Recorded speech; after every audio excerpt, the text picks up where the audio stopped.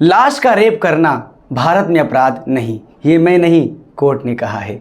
आइए आपको बताते हैं पूरा मामला क्या है। तो चलिए शुरू करते हैं। मर्डर और रेप के एक केस में कर्नाटक हाईकोर्ट के एक फैसले ने बहस छिड़ दी है। आरोपी पर लाश के साथ रेप करने का आरोप है, लेकिन कर्नाटक हाईकोर्ट का कहना है कि आरोपी ने जो किया वो डेड बॉडी के साथ किया था। हमारे कानून में इसके लिए कोई सज़ा नहीं है। कोर्ट ने सेंट्रल गवर्नमेंट को सुझाव दिया है कि इसे आईपीसी के तहत लाकर अपराध का दर्जा दिया जाना चाहिए। मामला 8 साल पुराना है। साल 2015 में कर्नाटक के तुमकुरू जिले में मरने वाली लड़की कंप्यूटर क्लास करके अपने घर लौट रही थी।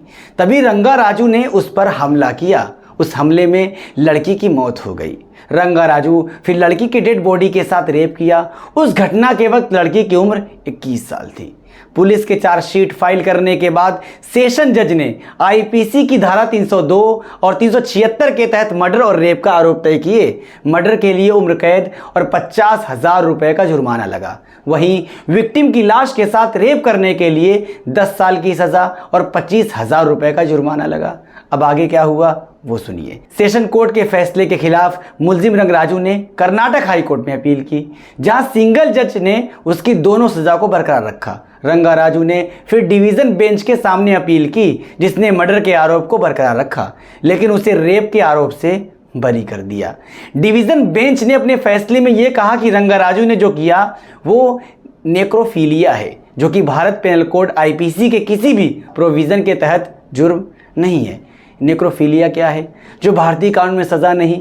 आइए आपको बताते हैं। नेक्रोफीलिया ग्रीक भाषा का शब्द है, जिसमें नेक्रो का मतलब डेड यानी मरा हुआ और फीलिया का मतलब मोहब्बत होता है। नेक्रोफीलिया का मतलब मरे शरीर से यौन संबंध बनाना होता है। रंगाराजू बनाम कर्नाटक राज्य केस में कर्नाटक हाईकोर्ट ने देखा कि नेक्रोफीलिया में मरे हुए लोगों के प्रति एक बेहुदा आकर्षण होता है। ऐसे लोगों में खास करके लाश के लिए एक सेक्सुअल डिजायर होता है। अदालत ने कहा कि नेक्रोफीलिया एक साइकोलॉजिकल डिसऑर्डर है, जो शारीरिक जरूरत या आदत के बजाय गुस्से, प्रयोग करने की चाहत या हवस का नतीजा हो सकता है। फिलहाल आईपीसी में नेक्रोफीलिया को एक खास अपराध के रूप में दर्ज नहीं किया गया है, लेकिन अदालत ने सुझाव दिया कि इसे आर्टिकल 297 के तहत लाया जा सकता है, जिसमें फिलहाल लाश की गरिमा से छेड़छाड़ जैसे प्रोविजन नहीं है। अमेरिका में समय समय पर कई ऐसे केस सामने आए जिनमें आरोपी नेक्रोफीलिया जैसे घिनौने अपराध में शामिल रहे हैं। वहां उन्हें इस अपराध के लिए कड़ी सजा भी मिली है। अब आपको एक ऐसे आरोपी के बारे में बताते हैं जिसे मिली कई मौत की सजा। अमेरिका में गैरी रिडवे नामक एक शख्स एक सीरियल किलर और सेक्स ऑफेंडर था। उसे ग्रीन रिवर किलर के नाम से भी जाना जाता था। उसे 48 अलग अलग मर्डर के लिए दोषी ठहराया गया। हालांकि गैरी के केस में बुनियादी जुर्म मर्डर से संबंधित था, न कि नेक्रोफीलिया से, लेकिन गैरी ने खुद स्वीकारा कि उसने अपने कुछ पीड़ितों के मरे जिस्म के साथ सेक्स किया था। गैरी को कई उम्र कैद की सजा दी गई, जिसमें उसे पेरोल भी नहीं मिली। अमेरिका से ही एडवर्थ थियोडोर गेइन, जो प्लेफील्ड घुल के बूचर के नाम से भी जाना जाता है। गेइन एक अमेरिकी हत्यारा और बॉडी स्नैचर था।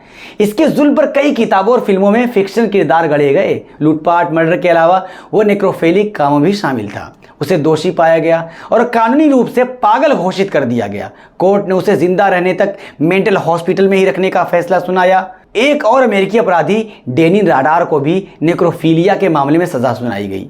डेनिस अपने विक्टिम को मारने से पहले बहुत टॉर्चर करता। उसने खुद को बीटीके किलर का टाइटल दिया था। उसके अपराधों में खास तौर से मर्डर शामिल थी, लेकिन पकड़े जाने पर उसने कबूल किया कि उसने कुछ लोगों को मारने के बाद उनकी लाश के साथ रेप किया था। गैरी की तरह ही डेनिस को बिना किसी पेरोल के कई उम्र कैद की सजा सुनाई गई। अब आपको ऐसे इंसान के बारे में बताते हैं जिसने पेशेंट की डेड बॉडी चुराकर 7 सालों तक रेप किया। जर्मनी के फ्लोरिडा में पैदा हुआ जॉर्ज कार्ल टेंजनर एक रेडियोलॉजी टेक्नोलॉजिस्ट था। उसकी अपनी क्यूबा अमेरिकन मूल की पेशेंट एलेना हयोस को लेकर सनक पैदा हो गई थी। एलेना ट्यूबरक्लोसिस की पेशेंट थी, इस वजह से उसकी मौत हो गई।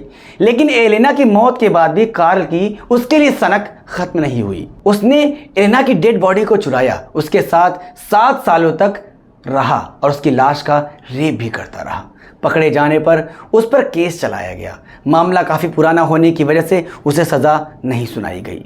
नेक्रोफिलिया को लेकर भले ही भारत में कोई कानून नहीं है, लेकिन कई ऐसे देश हैं जहां इसे लेकर गंभीर कानून है।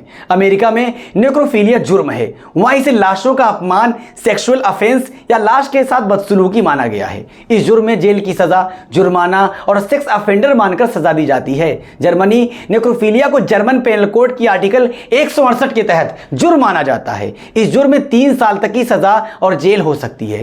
ब्रिटेन, यहां नेक्रोफिलिया कानून जुर्म है। लाश के साथ सेक्सुअल एक्टिविटी में शामिल होने और पकड़े जाने पर अदालत जेल भेज सकती है।